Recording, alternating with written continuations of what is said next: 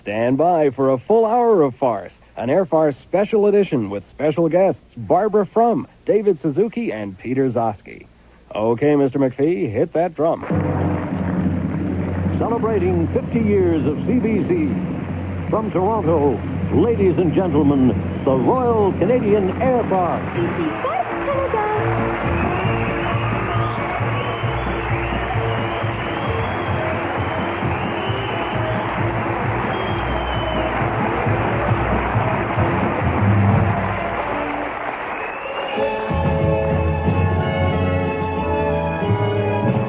On November 2nd, 1936, the Canadian Broadcasting Corporation was founded. Today, Air Farce looks back at 50 years of proud broadcasting traditions, 2,600 weeks of filling the public airwaves, 18,200 odd days of communicating Canada to Canadians. For the first 35 years, nothing happened. And then, one day in 1971, somebody had an interesting, creative idea. He was immediately fired.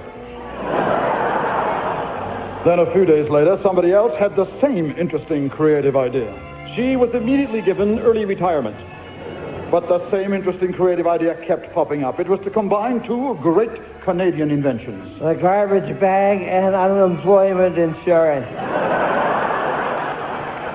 No, radio and the telephone.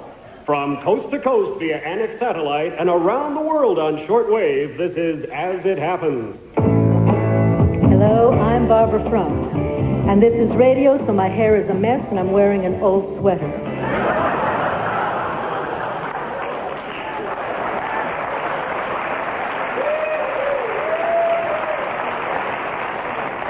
A retired Canadian in Manchester, England, has developed a unique cultural performance. He's on the line now. Barbara? Hello, Mr. Blenkinsop.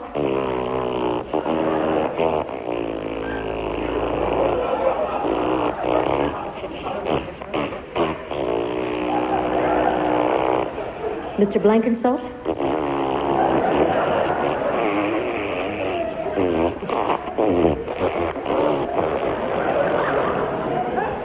Thank you for this. Bye-bye.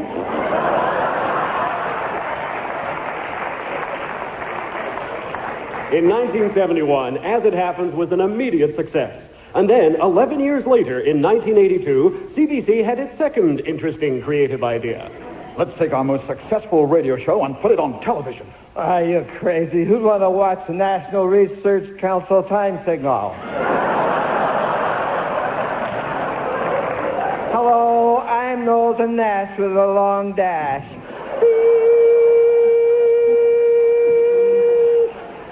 All right, then. Our second most successful radio show. Let's put As It Happens on television and name it after an Edmonton newspaper.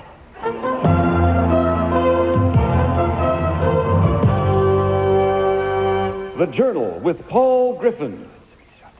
It's his night off. The Journal with Bill Cameron. He's still in Africa. The Journal with Susan Harrett. She thought Paul was doing it. Who can we get? Oh, there's an idea. Okay. Yeah. The Journal with the real Barbara Frum.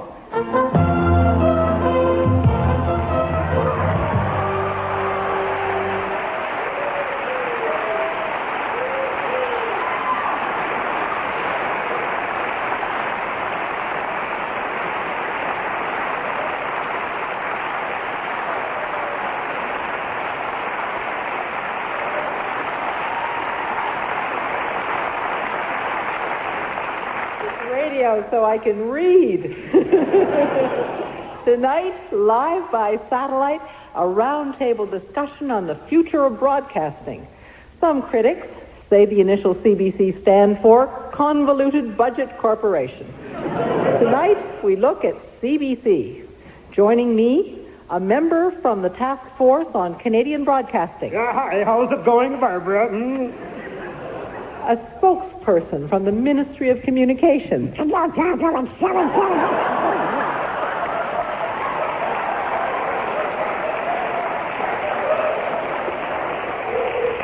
Mr. Dexter Jensen, a CBC Vice President. Hello, Barbara. I'm the Vice President in charge of eliminations of talent.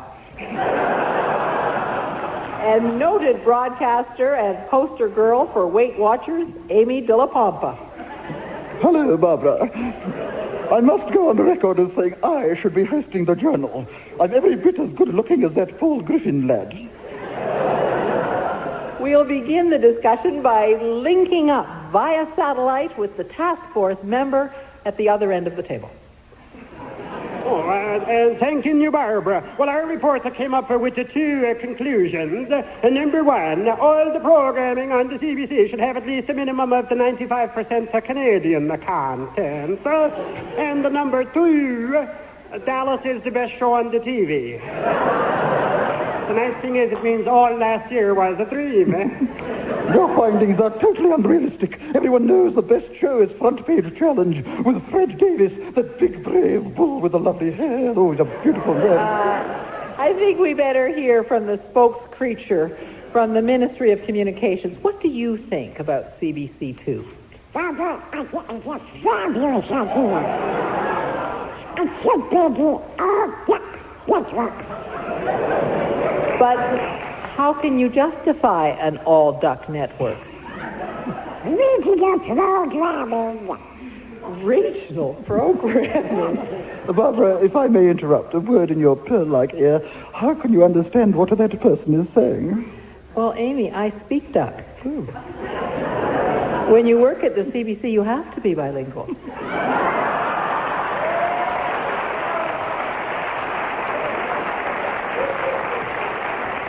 And, you know, Barbara, there's no way that we can have that CBC2 they talk about. Because, with all the government cutbacks, so let's face it, we're up Kerflugen Creek without a Stubenboingie. Well, Mr. Jensen, do you think CBC is, as he says, up there Flurgen Creek without a Stubenboingie? It's very hard for me to say, Barbara. And why is that? Oh, my Stubenboingie was fine till the Gorple fell off. I think the question here is ratings and how we boost them. And you would suggest what, Amy? New, innovative programming, like Notion doing the National from a hot tub. Eric Malling doing the Fifth Estate from his shower. As long as he got Hannah Gardner out of there first, anyway. I know that I would be watching.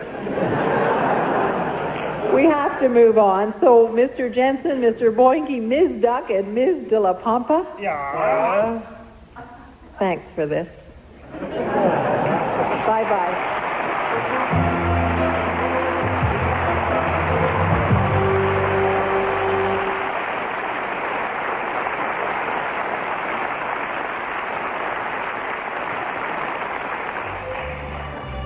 The Canadian Broadcasting Corporation, 50 years of broadcasting. 50 years of serving the nation's airways. Does anyone realize what half a century of dedicated service can lead to? I sure do. I'm over 50. It gives you wisdom, know-how, professionalism. And teeth that fall out. It gives you an expertise that leaves no doubt, no reservations, no hesitations. And no hair. A longevity that makes you stand tall, stand proud, look the world in the eye and say... Has anyone seen my corkscrew? But long before the birth of CBC, the capability for sending messages around the Earth already existed. For millions of years, it was a random, crackling diffusion through the atmosphere that went unharnessed by man. Until that day in 1901, when Marconi ascended Telegraph Hill in St. John's, Newfoundland, and said those prophetic words. Hey, anybody out there? To be answered by the words that are now legend. 10-4, Big Smokey. Give me a big yes on that. Over and out. By 1906, the Canadian inventor, Reginald Fessenden, had perfected the transmission of music and voice. A power for cultural improvement like the world had never before seen. A vehicle for humanity's profoundest thoughts. All right, time to get your kicks from the big 106. Here's Turkey in the prostates. Don't touch it, baby. It may go off. Yes, private radio became a Canadian reality. Long before the establishment of CBC, entrepreneurs realized that radio could be used to bind the country together, like railways or the federal deficit. The early stations realized their cultural obligation and rushed to rebroadcast American shows. But there was some commitment to Canadian content, amateur hours that reflected our cultural policy. The performers weren't paid. It resulted in shows like Major Bozo's Talent Time, sometimes with bizarre results.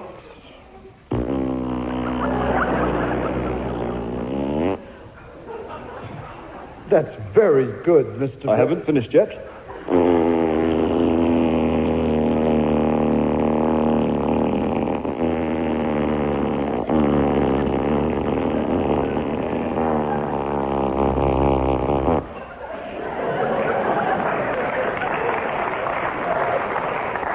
But that's very good. Can you do it at will? Oh, yes.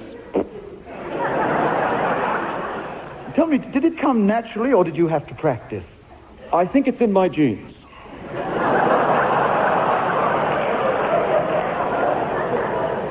Well, Rudy Blenkinsop, animal imitator, that was your impression of the mating call of the bull moose. Now, what's next for us? Well, now, Major Bozo, I'd like to give you the distinctive sound that the grizzly bear makes after eating. Hold it. Does it by any chance sound like the mating call of the bull moose? Well, now that you mention it, it does a bit. Yes, I thought it might. I hate to bring this up, Rudy, but you've given us 16 animal sounds from the clutch-throated baboon to the bull moose, and all the sounds are remarkably alike. I would go so far as to say identical. I mean, could we perhaps have something totally different?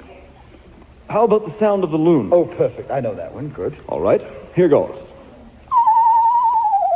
Oh, that's better. That's much better. Oh, that's wonderful. It really is.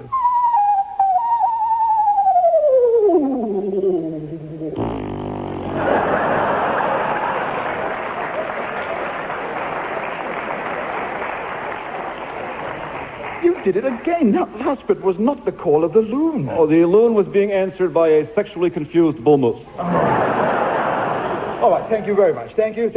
Now, tonight, the next act on Major Bozo's show, ladies and gentlemen, our next act is Manfredo the Magnificent. Here he is now in his opera cape and topper, Manfredo the Illusionist, who pulls a whole range of objects and birds from his person from seemingly nowhere. He's showing us up his sleeves. There's nothing there. Now he begins. He's tugging at his bow tie. He seems to be having trouble with it. He's pulling harder at his bow tie and harder.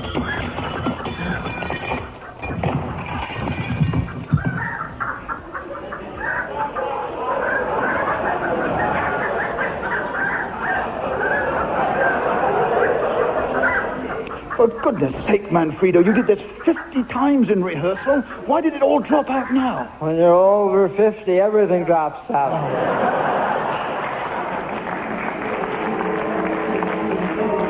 Radio, the baby of the 20s, was preparing to grow up in the 30s. And then one day in 1929, a banker threw himself off the top of a Wall Street skyscraper. Then another banker. Then another banker. Then two holding hands.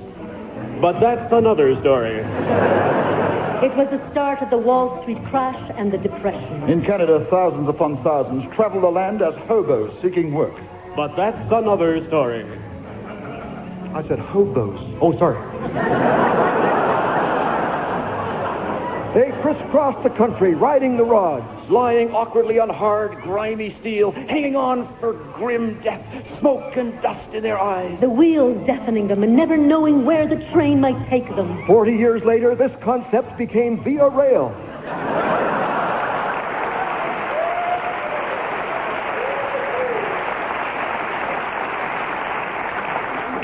Then in 1936, Mackenzie King was back in power and took his vision of honorable public broadcasting to the cabinet. Gentlemen, the Americans have set up commercial networks. The British have set up the BBC. What should we do here in Canada? Why not a compromise between the two? A government-run, publicly supported, non-profit organization.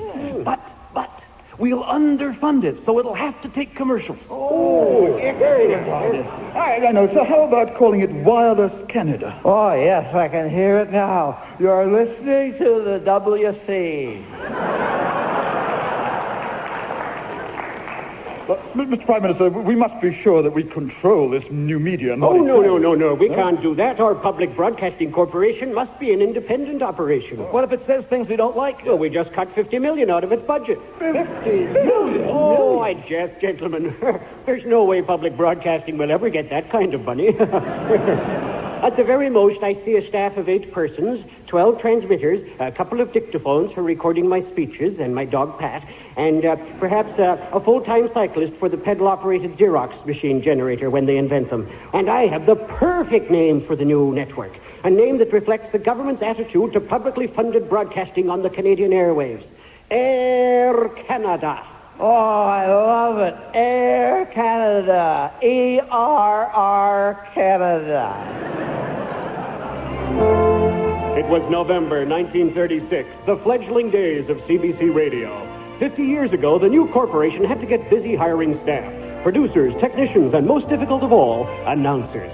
All right, now you 3 applicants will audition in turn, each reading the news item you've been given. Are you ready now? Perhaps you'd like to start. Number 1. This is the CBC. In Saskatoon, Saskatchewan, Saturday, 6 brush fires were extinguished by workers in the Forest Service. And what is more, there were several men who were also there who undertook... Hold it. What makes you think you're suited to this job? Bilingual. Would you like me to say it in French for you? No, please, no. No, I'd have to towel down my face. Number 2, would you like to read yours now? Yeah, okay, Ducky.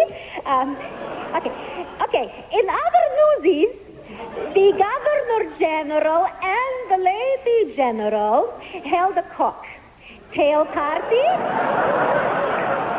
for visiting diplomats and then infected the Guard of Honor. Hold it. That's terrible. That's enough, thank you. We get the idea of your capability. No. You're not wanting to be hiring me because I'm Ukrainian. No, not at all. This is 1936. We're not hiring you because you're a woman. Now,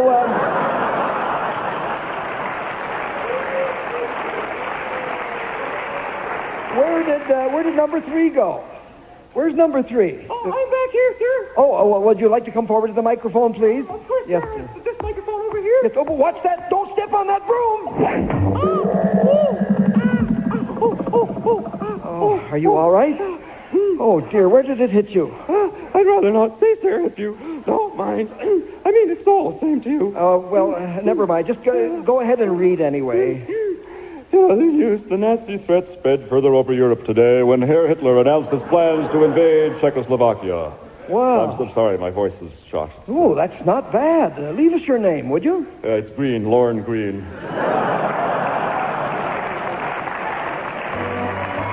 The legendary CBC network announcers were dynamic as hosts, convincing as newsreaders, and persuasive on commercials. They had to be great so that they wouldn't be upstaged by advertisers who wanted to do their own commercials. Hello, I'm Cy Sterling, president of House of Hair. Have you worried so much about hair falling out that yours did? Hair loss can be a problem, especially if you're a man of the opposite sex. We here at House of Hair, formerly Hair World, know how to handle your individual hair loss problem. No, every man can have a full head of hair. Although my father is 70, he still has all his hair. He keeps it in a box by his bedside. Ha ha, a little humor of hair there. But seriously, we are experts. We've got all kinds of hair, long, short, you name it. We have a wide range of colors, all the way from dark brown to light brown. So come down to House of Hair, where we have everything you need for hair replacement, including hair, glue, rivets, nails, scotch tape, staples, string, or blowtorch. We also offer this free booklet, History of Hair. It's the good and not so good facts about hair replacement. For example, you cannot stop baldness by drilling holes in your head and transplanting your nose hairs. Every time you get a cold, your hair will turn green. So call toll-free for your copy of this booklet. The number to call is 555-RUGS.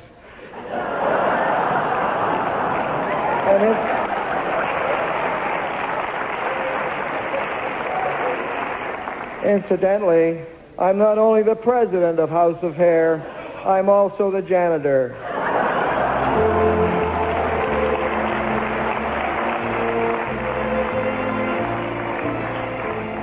commercial, one of the first carried by CBC, was paid for by the company not in cash, but with their product. The CBC received 500 wigs, the white poodle bouffant model, which served the corporation for many years. They were worn by CBC executives as a disguise when testifying before royal commissions. Juliet used them as a three-piece bikini. Leslie Nielsen wrestled 8 of them to the ground in the film Story of the Mounties before saying that memorable line, Those albino bears are killers. We were hoping to show you the last of those wigs that's still in everyday use. But Pierre Burton wouldn't lend it to us.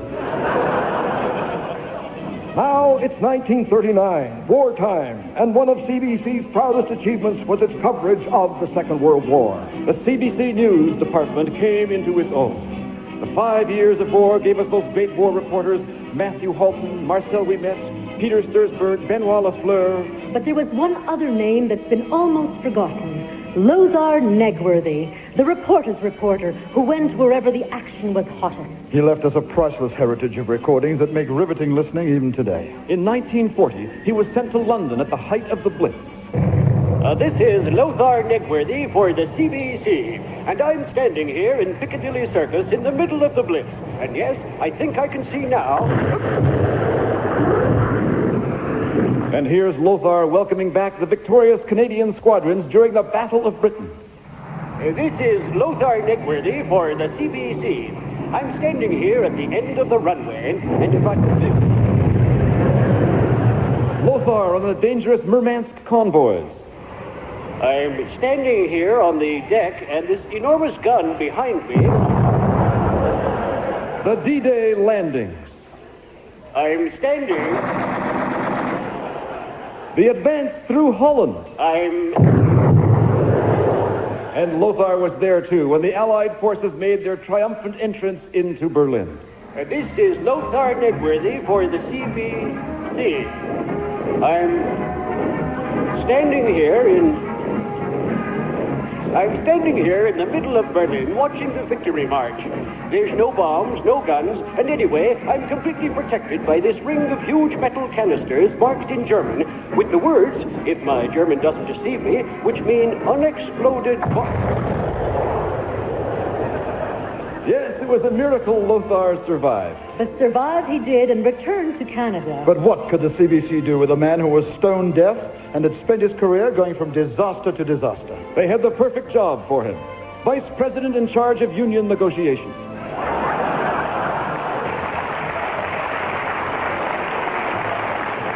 The post-war years drifted into the 50s. CBC found itself with many on the staff who, to phrase it delicately, had outlived their usefulness and lost touch with what the public wanted. It was a problem. How to gently find other work for these people. Then suddenly the problem of where to put these people was solved. Along came television. Television, a medium that infused new life into CBC. A medium that ate up talent. A medium that elsewhere created continual panic. But at CBC, our crown corporation, we're always creative and professional. We're starting Canada's first television network in less than a week, and we're not ready. Look, quiet, everybody. Here comes the new executive producer in charge.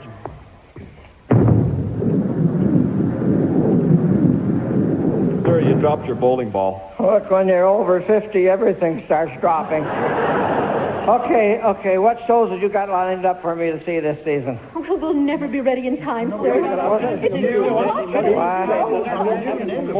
It's incredible. It'll take us months to get ready, so television stops tomorrow. Well, that's why I get the big bucks. I'm going to give you a few months to get ready. And in the meantime, I've got a few shows I can sling on the air as a temporary measure. Oh, yeah? What are they called, sir? Front Page Challenge, Wayne and Schuster, and the Nation's Business. 30 years later, those temporary shows are still running. Will these shows run forever? Said a spokesman. Now, wait till they're over 50. They'll drop out by themselves. With the introduction of CBC television, Canadians no longer had to be content with inferior American programs. We now had our own. As CBC television matured, some programs came and went. Some came and stayed. Some came and went and came to stay again. Some never came. They just went. Some came, looked around for a while, looked like they were leaving, but they stayed anyway. Some came and went. Some didn't go. They went.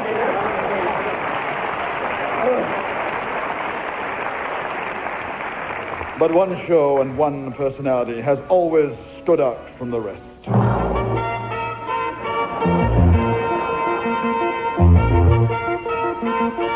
The National with Knowlton Nash. Good evening. I'm Knowlton Nash. Let's party. Look, I don't know who you are, but you're not Knowlton Nash. Oh, Where's yes, Knowlton? I am. Oh, yes, I am. Tonight's top story in Washington. In Washington, the Canadian Embassy gave an exciting cocktail party. The hit of the evening was the guacamole dip. In other news, there is no further meeting planned between President Reagan and the Soviet leader. What's his name? This is too bad because it would have been a wonderful opportunity to have a nice dinner party. Hold it. Come on, you are not Knowlton Nash. Oh, yes, I am. Do you not recognize me by my glasses, my good looks, and my deep resonant voice? Oh, okay. Sorry, Knowlton. Okay, carry on. Hey, but don't mention any more parties, okay? You are the boss. In other news, there is fighting in Bolivia. We have a special live report from our correspondent there, Skippy Schlesinger. Hello, Skippy. Hello, Knowlton. You can hear the fighting and chaos behind me. The devastation is everywhere. Skippy, are there any parties in the area? No? Oh, well, thank you for your report, Skippy. Excuse me, Knowlton. Here. Yes? Oh, I've just been handed a late-breaking bulletin, but it does not say anything about a party. So I am not going to read it. And that's the news. For the National, I am Knowlton Nash saying, let's party.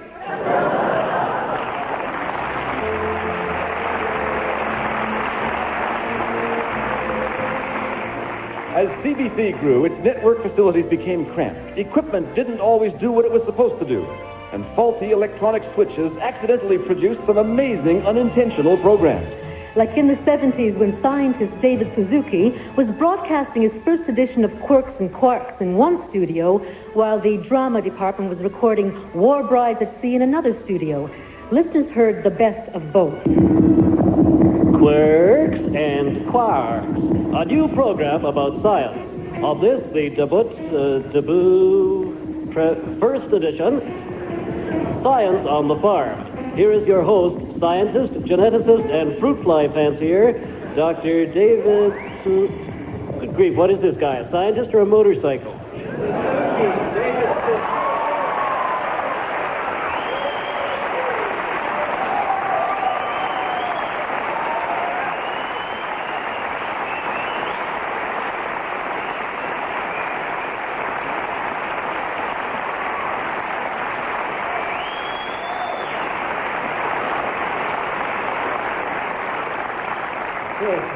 Nice to meet you, Dr. Suzuki. Good heavens, wait till they get big on visible minorities. He'll probably end up on television hosting the nature of things. But I'll try and speak his language. So, Dr. Hitachi. So. Yes, you certainly are. Hello, and welcome to Quirks and Quarks. First, Science on the Farm. How often have Canadian farmers gone out to... This cruise ship in Liverpool Harbour about to set sail for the Caribbean in this year of 1936, leaving a Europe that is hovering on the brink of war. What a coincidence, it's you, Jeremy. But I'm on my honeymoon. So am I, Natasha. You? Married again? Well, I look pretty silly on a honeymoon alone. Why not? You were always in love with yourself.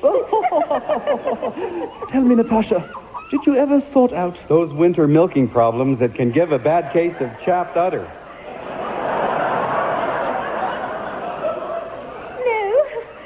Did, but it shows I'm in love with him. You once said that about me. I remember it well. We were in Paris, sipping Beaujolais Nouveau on the banks of the Seine, when suddenly you... Put your hand carefully on the left fetlock. And with that distinctive toss of the head, you were... squeezing it between thumb and forefinger, taking extra care not to get it too milky. Frankly, since that day, I've thought of nothing else. Nothing else? Oh, nothing except occasionally. The problem of how to dispose of unwanted manure. You thought of that? It must have reminded you of me. I suppose it must have. So much reminds me of you. And me of you. Every time I saw. A good, healthy cow chewing on a rutabaga. And then, later... rubbing her hindquarters on a tree to get rid of the fleas. Yes, it was so satisfying at the time. It was because that even then I knew I loved you. The memory of our lovemaking, when afterwards we'd share a cigarette and you'd lean back languorously and go... You remembered that. How could I forget? Then take me. I'm yours. You have been listening to War Brides on the Cruise Ship by Reuben Proudhammer, featuring good firm buttocks and a firm set of tits.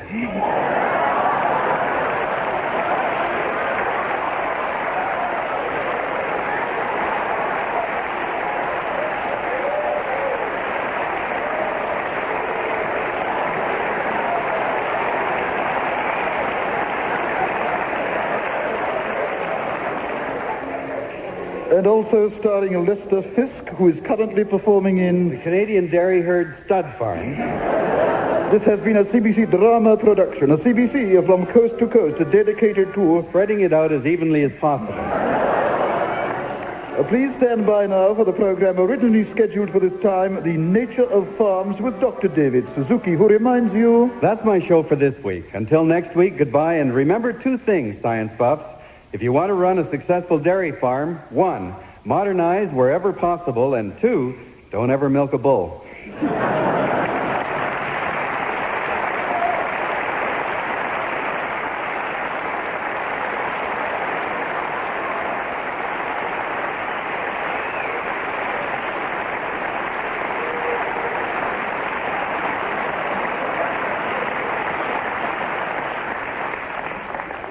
We'll return after this commercial. Timmy is so cute, isn't he, Dad? He sure is, Sheila. Look at him playing in the tire. Dad, it's getting late. I think we'll get going. Oh, but it's starting to snow. I think maybe you should stay. Oh, it's okay, Dad. Oh, I don't know. You and that old car in the snow. I wouldn't want to be you driving along a deserted part of the highway late at night and then hit an ice patch and swerve out of control, crashing into a big brick wall, causing your car to burst into flames in a mass of broken glass and twisted metal. Dad, I have Michelin tires. Oh, okay. Well, you and the brat shove off. I'm going to watch the hockey game.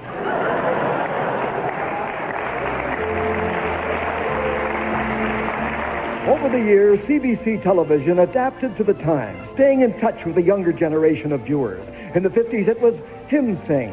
In the 60s and 70s, it was hymn sing. But in the 80s, it was hymn sing. And another show, Video Hits, hosted by Samantha Taylor. But where did the television show Video Hits start?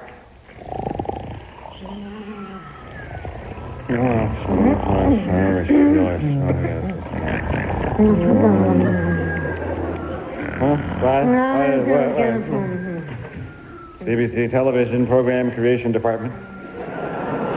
Oh, hello, boss. Yes, sir. Right away, sir. Right away, sir. All right, listen up, everyone. Listen up. That was the boss. He says we've got to create a new show. Oh, hey, all right. Terrific. What kind of a show? Well, something to appeal to younger viewers. Oh, I've got it. A brand new concept in kids programming. Mr. Friendly Dress-Up, a giant who dresses up. We need something different. Oh, right, he dresses up in women's clothes.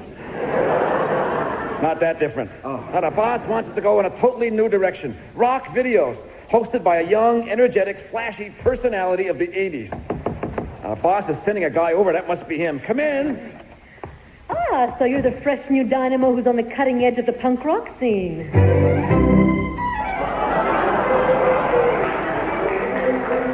Hello.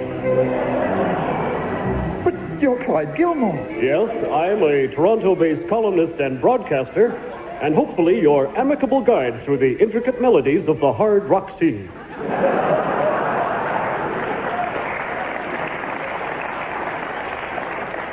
Hello. I thought you were more into symphonies and the traditional classics. Many, many people make that mistake, but my on-air persona has little to do with my real personality. Hello. Well, what do you listen to at home? Personally, I find nothing more soothing than the velvety tones of Ozzy Osbourne and Black Sabbath. Many are the days I've spent sitting back in my easy chair, reveling in a bravura performance on compact disc by the Chocolate Bunnies from Hell. It really is a heavy-duty scene. Hello. Well, to be totally truthful, Clyde, we were looking for a host who was maybe a touch more contempo. Yeah. What could be more contempo than a live recording of the Plasmatics or the now legendary Philadelphia open-air concert of the Eurythmics in October of 1984, when several live chickens were dropped from a helicopter into the throng of appreciative fans and onlookers, including yours truly. It was unforgettable. Hello.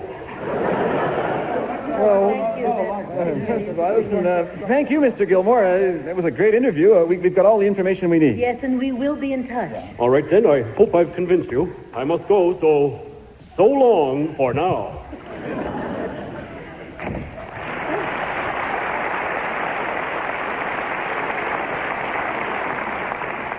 Well, what do we think? Well, He's knowledgeable. yeah, sharp, intelligent. Nice voice. Yeah. Plenty of experience. Then we're all agreed? Yeah, Absolutely. definitely. Good. There's no question about it. The job goes to Samantha Taylor. Oh, my. Oh, Timmy is so cute, isn't he, Dad? He sure is, Sheila. Oh, and that reminds me. I bought him a nice present. You're so thoughtful, Dad. What is it? A tire. Dad, you've already given Timmy over 300 tires. He doesn't need any more tires. But this one's a Midtjylland. He doesn't need another Midtjylland. Everyone needs Midtjyllands. If you don't use them, you die. Dad, that is a terrible thing to say. Well, I know, but it helps them sell tires. Anyway, come on, off you go. Just put the tire in the car and get going. Dad, if I put another tire in the car, then Timmy will fall out. Right, Timmy? Right, Ma. When you get over 50, everything falls out.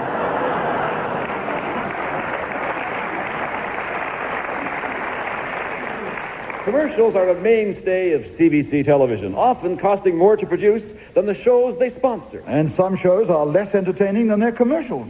But CBC always strives to maintain a high standard with all their programs.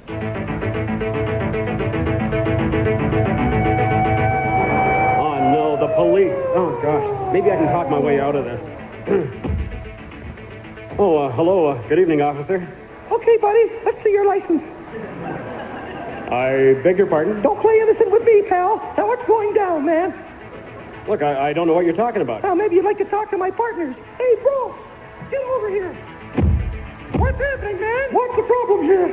This dude won't rap. We'll see about that. Out of the car, dog meat. Hey, wait. What are you going to do with that gun? Go ahead, make my day. Up against the wall and spread him. I'll search him. There's no way I'm going to submit to a, body search. Hey, look what I found. That's not mine. That's not mine. 200 grams of high-grade Parmesan cheese already cut. You're going downtown, pal. New this season, it's Miami Mice, best in the box.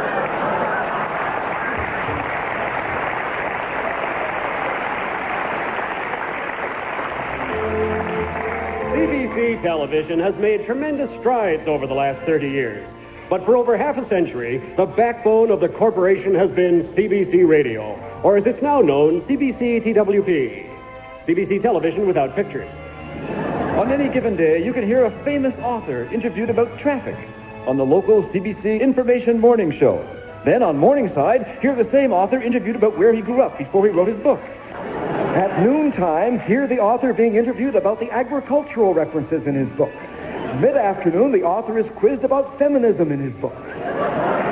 And driving home, hear the author discuss regional theater elements in his book. On As It Happens, you can hear him quizzed about the politics in his book. And when you're feeling sleepy, nod off with ideas as the author actually reads his book. But of all CBC Radio's talk shows, the favorite of this country in the morning is still this one. Good morning. I'm Peter Gzowski, and this is Morningside.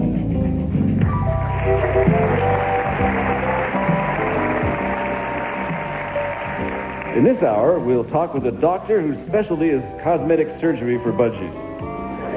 We'll visit a former alligator wrestler who's written a book, Lefty One-Leg McGurk. Coming up in our second hour, we'll chat with the sole surviving member of Canada's Olympic javelin catching team. Finally, in our third hour, we'll visit a family who live in a refrigerator. We'll also take a ride in an elevator and play the Morningside theme. My first guest today is someone very special. Someone I've always wanted to interview. He's a fascinating man who I'm sure all Canadians know and love. I'm speaking, of course, of the real Peter Gzowski.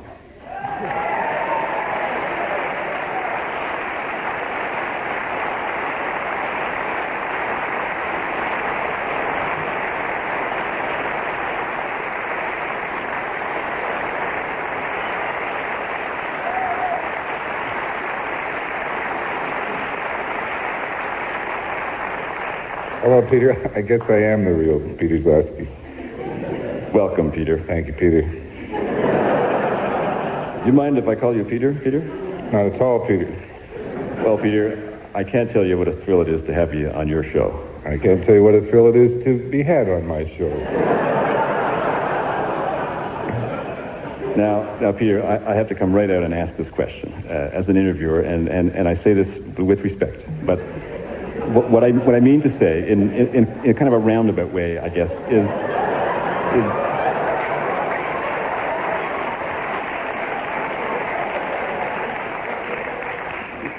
in essence, the true spirit, if you will, I think you know what I mean, what I'm getting at here, of your persona and its Canadian aspect. So I just want to come right out and I want to ask you directly, how do you feel about it?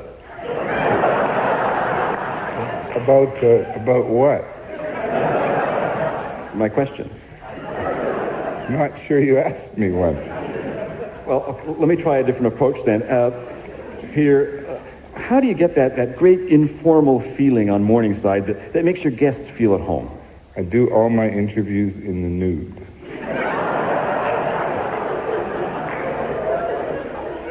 All those interviews? I mean, gosh. Do any in particular stand out? No. A couple? No. One? No.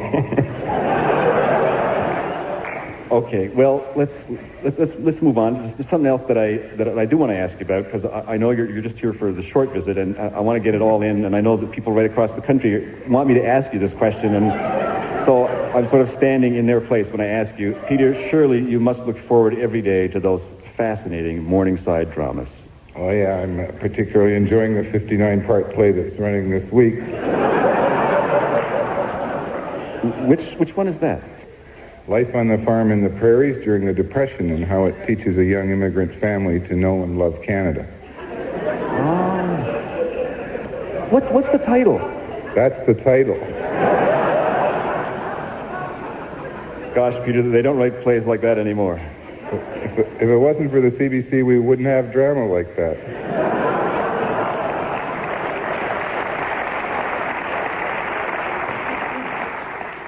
Peter, now Air Farce has always wanted to break into drama. We love comedy, but we really would like to get into drama, seriously. And we've been working on a script that's also about life on the prairies. And we thought, maybe, do you think you could get it on Morningside for us? I couldn't do that. But it's really a good script. It wouldn't run more than 30 or 40 weeks. I couldn't influence the choice of plays. It's too bad. You'd be the star. I like it. Let's see what I can do. Terrific. John Morgan, have you finished that farm script yet? Are you kidding? It's been finished for years. It's the only script ever rejected by the littlest hobo, King of Kensington, and the nation's business. Can you change the name of the lead character to Peter Gzowski? Oh, yeah, sure. I'll just cross out the littlest hobo. Is that all right? How do you spell Gzowski? Just put a G and a K and a bunch of Zs. Okay. Think you can read that? All right. Oh, yeah. Okay, Peter, here's your script. Yeah. Thanks. What's my motivation? Well, it's the same as ours, Pete. You hope you get paid. And please don't drop the script. Now, Peter, you play the grandpa. It's like sort of the Waltons and Little House on the Prairie with just a soupçon of Jake and the Kid. Okay? Luba, you play his daughter, Pandora. Okay. Don, you play her son, Chuck. Ready? And Roger, you can introduce it, all right? And now, Morningside Daily Drama presents Passion on the Prairies by Reuben Proudhammer, starring the littlest starring Peter Gzowski as Grandpa. Our play opens in the kitchen of a prairie farmhouse. The evening meal is over, and there is a feeling in the air of futility, fear, and flatulence. Outside, it is 40 below, ruining yet another August harvest.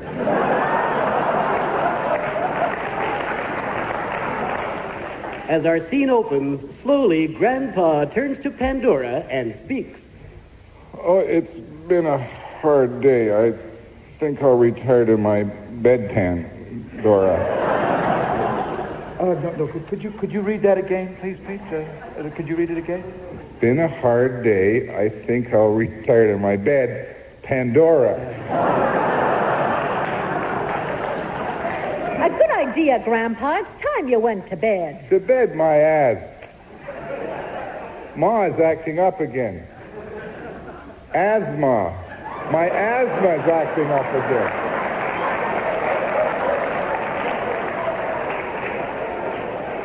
Where, Grandpa?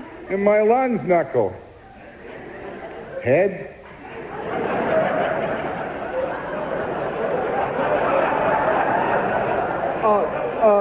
Pete, his name is not Head, and there's no such thing as a lungs knuckle. It's lungs knucklehead, okay? I'll continue. Well, now we've had supper, there's something I'd like to bring up.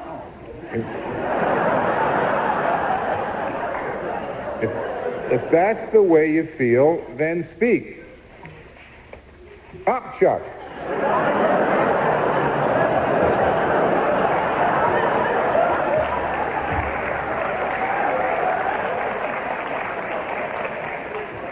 It's all one sentence.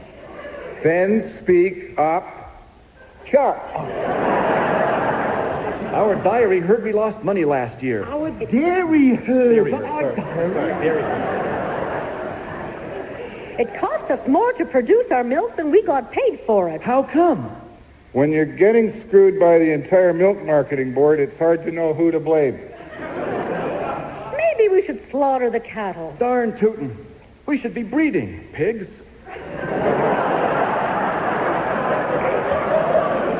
And we can sell the farm. It's been in our family for generations. It sure has, Grandpa. Was born here. No, it sure has, period. Grandpa was born here, period. But that's the typing. It's This is terrible. Now, look, can we take it from the top again, please? And this time, shall we all try and get it right, please? Okay. It's been a hard day. I think I'll retire to my bed, Pandora. A good idea, Grandpa. It's time you went to bed. To bed. My asthma's acting up again. Where, Grandpa? My lungs, knucklehead. Well, now that we've had supper, there's something I'd like to bring up. If that's the way you feel, then speak up, Chuck. Our dairy herd lost money last year. Oh, sorry. I'm sorry, I dropped my script. All right, try and sort it out. It cost us more to produce our milk than we got paid for it. How come? Peter, it's your life. Oh, I can't find my place. Maybe we should slaughter the cattle. Darn tootin', we should be breeding pigs. And we can sell the farm. It's been in our family for generations. It sure has. Grandpa was born here. He sure was. And do you know what his ma said when she held him in her arms and laid eyes on him for the first time? When you're getting screwed by the entire milk marketing board, it's hard to know who to blame.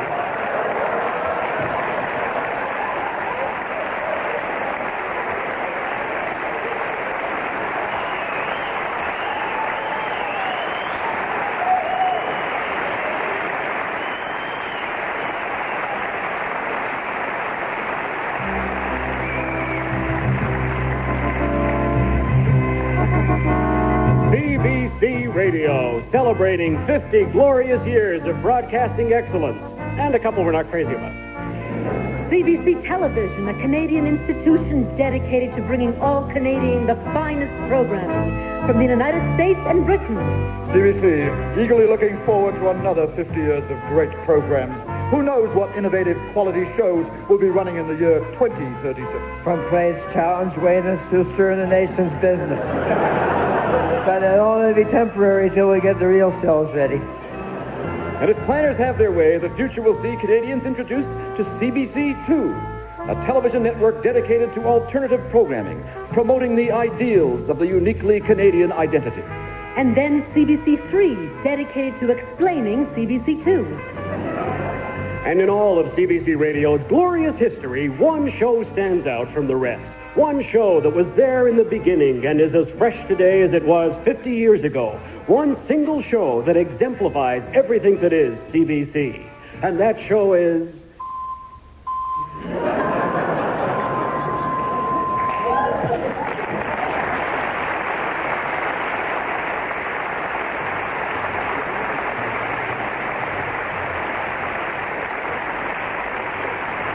Yes, CBC has always sought excellence in broadcasting.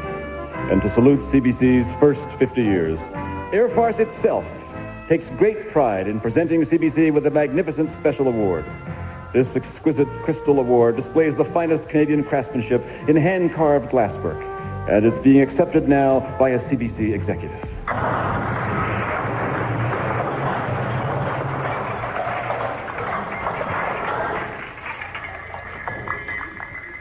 Oh, well, when you get to be over 50, everything starts dropping out.